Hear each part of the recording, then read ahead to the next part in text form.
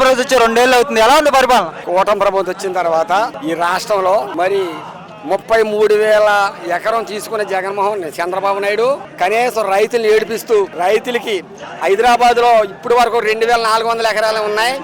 ఎంతో అభివృద్ధి చెందింది.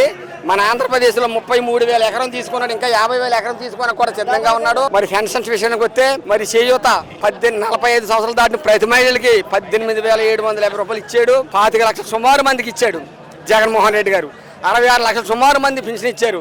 ఈ రోజు 6 లక్షలు 7 లక్షలు తీసేసి కొత్త పెన్షన్ లేకుండా మత్స్యకారులు సముద్రం మీద ఏటకెళ్తేనే బతికి మత్స్యకారులు వాళ్ళకి 50 సంవత్సరాలు పూర్తిగా నిండితే వాళ్ళకి పెన్షన్ ఇస్తానని కనీసం ఎవరికి కూడా పెన్షన్ కానీ కులం కానీ మతం బీసీ ఎస్సీ ఎస్టీలు అందరూ కూడా ఎదురు చూస్తున్న తరుణంలో మన ఇది ప్యాకేజ్ తీస్తామని అది లేదు, ఏమి 4వ తారీఖు అది ఏమీ లేదు.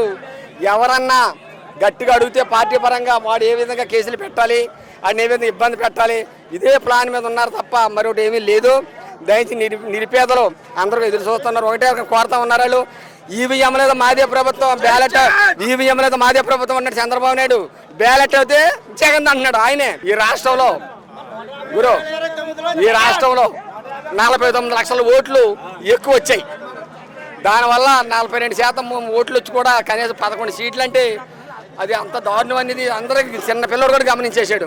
ఈ రోజున కూడా చంద్రబాబు నాయుడు గారు అంటున్నాడు బ్యాలెట్ అయితే మంది, ఈవీఎంలు అయితే మంది, బ్యాలెట్ దాడితే ఏ భయపడ అసలు మోడీ మన చేతిలో ఉన్నాడో, దొంగ మోడీ మన చేతిలో ఉన్నాడో మనకు భయం లేదని చెప్తున్నాడు.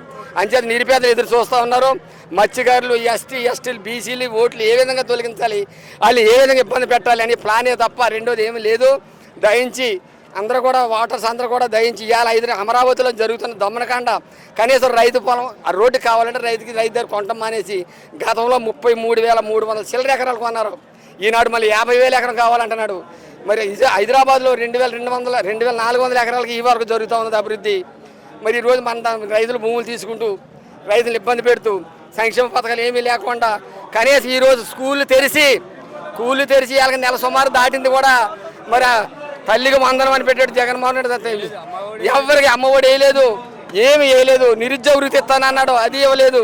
బాబోతే జాబ్ అన్నాడు, అది లేదు. ఏమీ లేకుండా సూపర్ 6 అంటూ ఎవరన్నా గట్టిగా అడిగితే నాయకుడు గ్రామంలో ఆయన ఏ విధంగా ఇరికించాలని కూటమి ప్రభుత్వం లోన్ వేయటం కొట్టించడం ఇదే పని మీద దయించి ప్రజలందరూ కూడా దయించి మళ్ళీ జగన్మోహన్ రెడ్డి గారు సీఎం చూడాలని కోరుకుంటూ సెలవు తీసుకోండి. జై హింద్, జై జగన్.